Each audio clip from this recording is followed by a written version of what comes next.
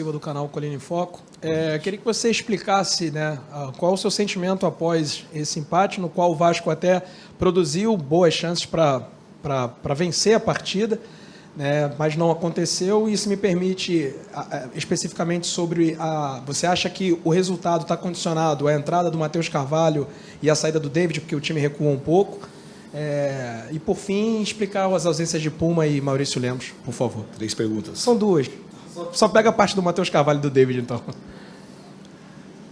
Como é que foi a primeira pergunta? Qual foi? Não, seu sentimento para isso. Essa é uma pergunta, tá? Pode ser. Então, meu sentimento é de frustração pelo resultado e de satisfação por conta da produção do time.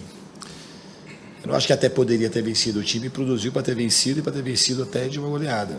A gente finalizou 31 vezes. Talvez seja fazia muito tempo que a gente não jogou contra o Grêmio, o Vasco não finalizava tantas vezes.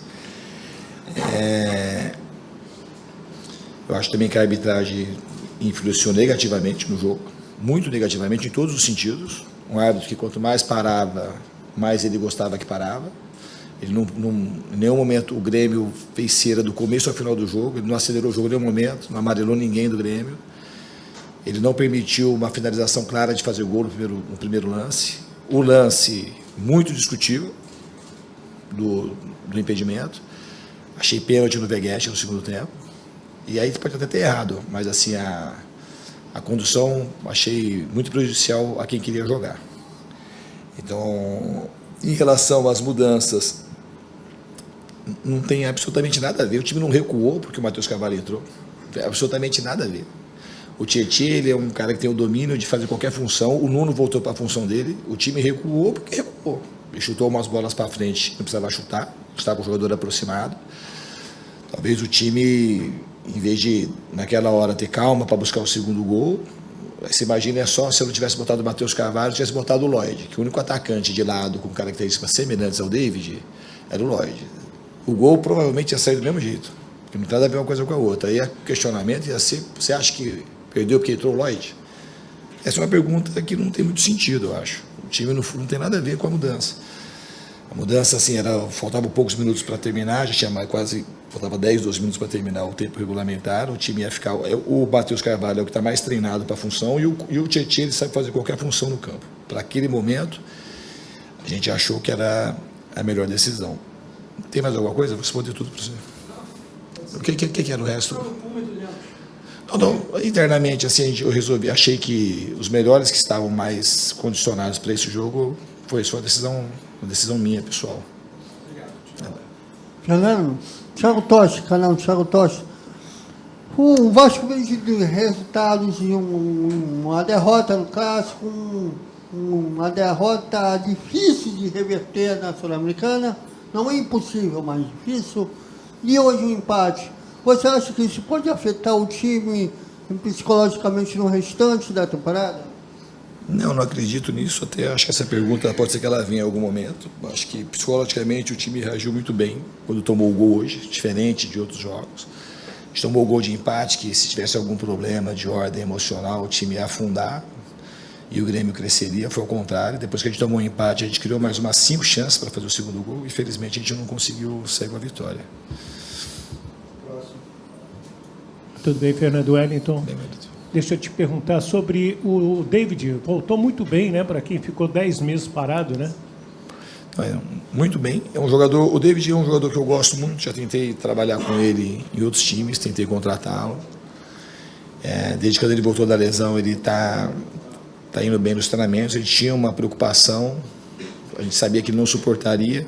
O ideal, talvez para ele nesse jogo fosse jogar 45, que era uma progressão, mas ele, até pela necessidade que o GB acabou sentindo alguma coisa que eu não sei especificar, não foi nada muito importante, mas que impossibilitou ele de jogar hoje.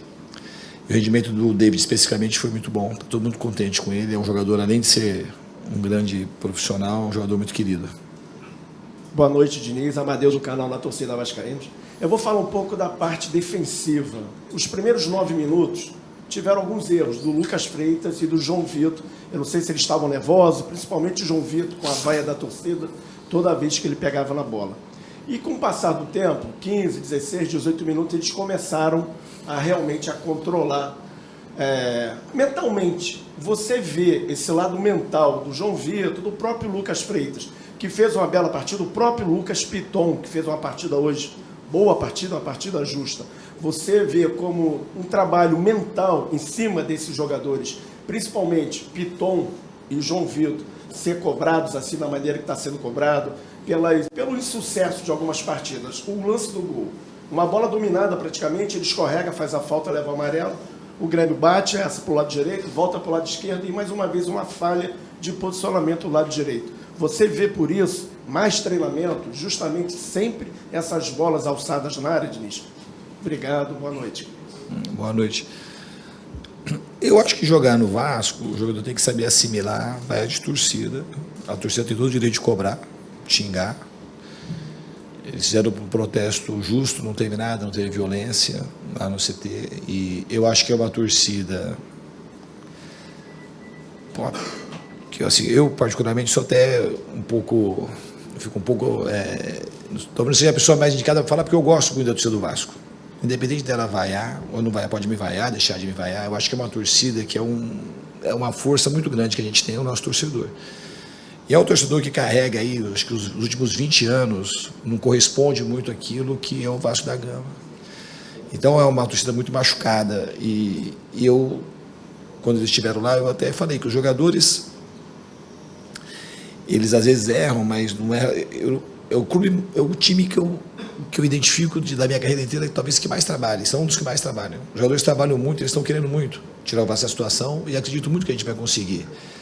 A gente tem performado bem desde que eu cheguei aqui, teve muita melhora, o time consegue fazer coisas da parte tática que são coisas difíceis, a gente consegue dominar praticamente todas as fases do jogo, a gente marca alto, a gente marca médio, marca baixo, sai jogando, consegue criar contra a linha baixa, que é muito difícil. Eu tenho aqui praticamente de treinamento, estou aqui há 2 meses, você contar que teve 1 mês de paralisação, que a gente deu 20 dias de folga, depois tinha dado 10, a gente tem praticamente 1 mês, 40 dias de treinamento, somado mais os jogos. Então é muita coisa que a equipe consegue produzir para a entrega dos jogadores.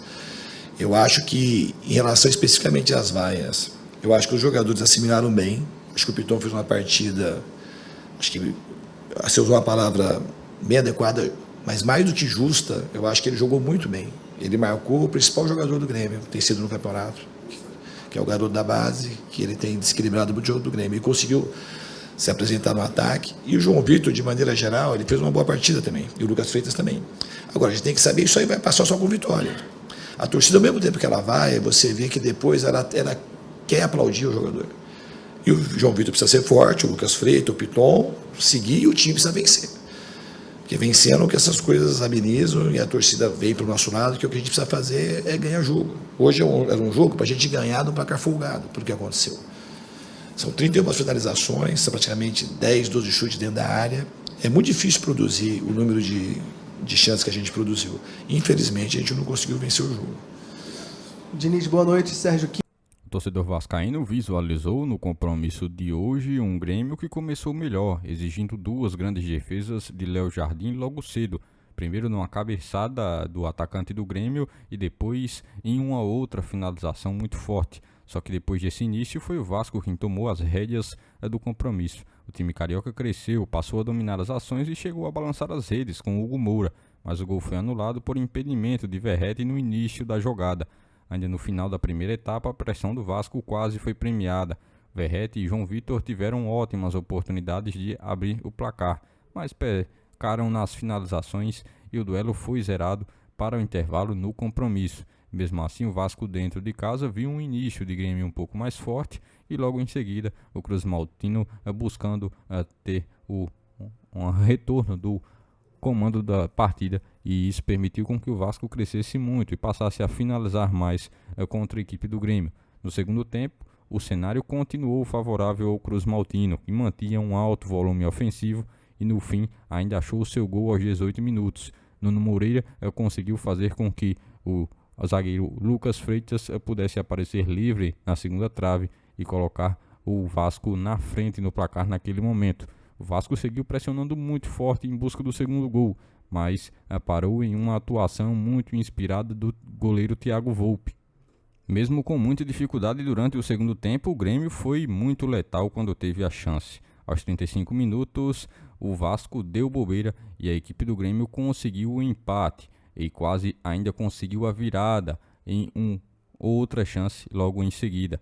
Nos minutos finais, o Vasco se lançou todo ao ataque, mas de novo parou no goleiro gremista que garantiu o empate. O Vasco, mais uma vez, deixando a desejar, dessa vez dentro de casa.